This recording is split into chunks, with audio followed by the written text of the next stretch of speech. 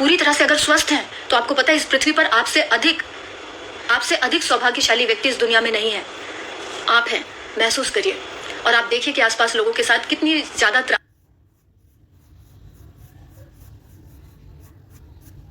है, कितना ज्यादा चैलेंज है उनकी लाइफ में। लेकिन अगर आपके साथ ऐसा कुछ नहीं है, इफ यू कैन सी, अगर आप में देखने की क्षमता है तो बी थैंकफुल। दुनिया में करोड़ों ऐसे लोग हैं जो देख नहीं सकते।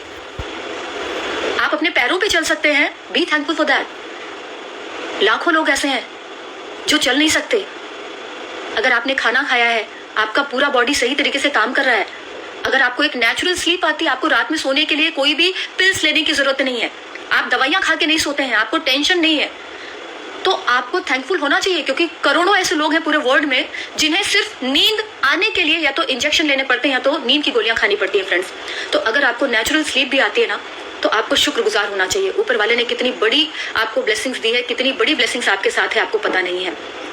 और आज एक टाइम था जब हम कहते थे कि पर्पस ऑफ लाइफ खूब सारा पैसा कमाना, बहुत सारा बैंक बैलेंस होना, लग्जरी कार्स होना, बड़े घर में रहना।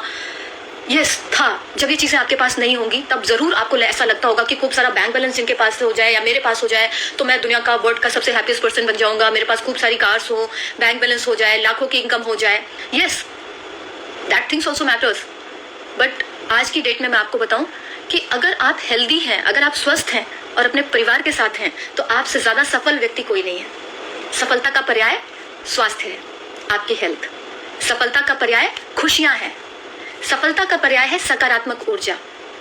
अगर आप पॉजिटिव हैं, अभी तो पॉजिटिव वर्ड यूज करने में थोड़ा सा डर लगता है, अगर आप बहुत सकारात्मक सोच सकते हैं, आप अपने परिवार के साथ खुशियों को एंजॉय कर रहे हैं, बहुत सारा टाइम आप अपनी फैमिली के साथ दे पा रहे हैं, आप अपने बच्चों के साथ खेल पा रहे हैं, अपनी वाइफ को टाइम दे रहे हैं, आपके पेरेंट्स हैं, आप उनके साथ एंजॉय कर रहे हैं, उनके साथ टाइम बिता पा रहे हैं, तो you are the luckiest one. आप इस दुनिया के सबसे भाग्यशाली व्यक्ति हैं। और ऐसा बने रहने के लिए आप में क्या होना चाहिए? कृतज्ञता होनी चाहिए, आप में ग्रेटिट्यूड होना चाहिए। हर दिन सुबह और रात में सोने से पहले ईश्वर को धन्यवाद दीजिए और फिर आप देखिए इसी आसपास की कठिन दुनिया में आपकी दुनिया कितनी स्मूथ हो जाएगी। आपकी दुनिया कितनी स्मूथ हो जाएगी। आपको लगेगा कि यस, चीजें बहुत अच्छी हैं। और क्यों नहीं कभी सोचा कि अगर खाने के लिए भोजन भी मिल रहा है, पूरी तरह से स्वस्थ हैं, घर पे हैं, तो कितने लकी हैं हम। और इन चीजों के साथ साथ कभी भी फ्रेंड्स, कभी भी किसी भी तरह की नेगेटिव न्यूज को प्रमोट ना करें। मैं देखती हूँ बहुत सारे लोग आज फेसबुक पे, इंस्टा पे कुछ ना कुछ नेगेटिव, बहुत सारे लोगों ने बहुत कुछ खोया है, डेफिनेटली खोया है। लेकिन जब आप इन चीज़ों को सर्कुलेट करते हैं, आप ज़्यादा लोगों को बताना शुरू करते हैं, तो फ्रेंड्स किसी व्यक्ति ने किसी को खोया है, अगर आप ऐसी न्यूज़ फेसबुक पे लगातार डाल रहे हैं और जब भी कोई व्यक्ति फेसबुक खोल रहा है उसमें कुछ ऐसे लोग होंगे जो सर्वाइवर होंगे, कुछ ऐसे होंगे जो अभी भी होम आइसोलेशन में है और उन्हें लगा होगा कि चलो थोड़ा सा कुछ देखते हैं सोशल मीडिया पे जाके। और जब उन्हें ऐसी न्यूज़ मिलती है, जब ऐसी खबरें उन्हें मिलती हैं, तो उनकी हिम्मत टूट जाती है। तो हमें हिम्मती बनना है, जागरूक बनना है कि किसी भी तरह की ऐसी दुख भरी खबरों को फैलाने वाले ना बने। मैं देखती हूँ लोग स्टेटस पे लगा के रखते हैं, लोग फेसबुक पे लगा के रखते हैं, लोग इतना ज़्यादा इन चीज़ों को स्प्रेड करते हैं कि वो भूल जाते हैं अभी बहुत सारे ऐसे लोग हैं जो इन सिचुएशन से गुजर रहे हैं। आपकी ऐसी घटनाओं को प्रमोट करना, ऐसी घटनाओं को पोस्ट करने से वो हिम्मत हार जाते हैं। तो हमेशा याद रखें, आपको ऐसी चीज़ें प्रमोट करनी है, आपको हिम्मत स्प्रेड करनी है, लोगों के अंदर हौसला आना चाहिए आपकी पोस्ट पढ़ने के बाद।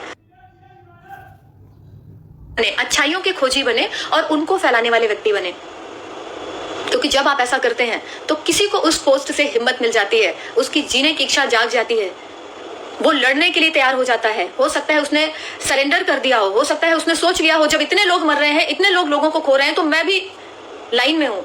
लेकिन जैसे ही वो आपकी पोस्ट पढ़ता है, जैसे ही वो आपसे की फेसबुक पे जाके कुछ ऐसा पॉजिटिव और हिम्मत देने वाला कुछ पढ़ता है, तो उसके अंदर उसने जो हथियार डाल दिए हैं वो फिर से लड़ने के लिए तैयार हो जाता है, वो फिर से रेडी हो जाता है और वो कहता है yes I can, yes I can.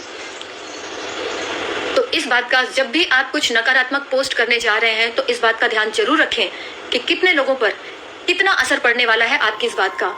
क्या लोग खुश होंगे, उनके चेहरे पे एक स्माइल आएगी, या वो उदास हो जाएंगे, उनके अंदर हौसला आएगा, वो लड़ने के लिए तैयार हो जाएंगे, या वो हथियार डाल देंगे।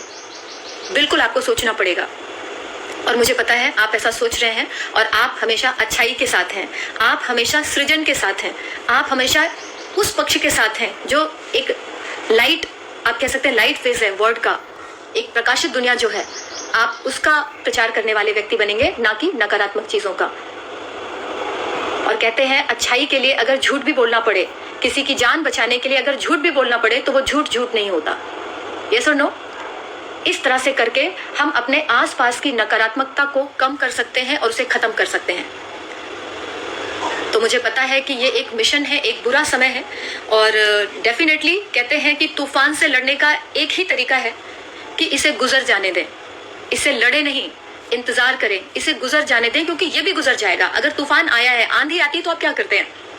बहुत बड़ी आंधी है, आप घर के अंदर हो जाते हैं, आप इंतजार करते हैं, क्योंकि आपको पता है ये आंधी कितनी भी बड़ी है, ये कितनी भी बड़ी सुनामी है, इसे गुजरना है। ये जीवन भर के लिए आपके जीवन में नहीं है, कुछ क्षणों के लिए है। समय थोड़ा सा ज्यादा हो सकता है, थोड़ी लंबी जरूर हो सकती है लड़ाई, लेकिन ये गुजरेगा जरूर। ये विश्वास आपके अंदर होता है, आपको ये पता होता है कि ये गुजरने वाला है, ये रहने वाला नहीं है, ये टिकने के लिए नहीं आया, ये रुकने के लिए नहीं आया है, ये गुजर जाने के लिए आया है।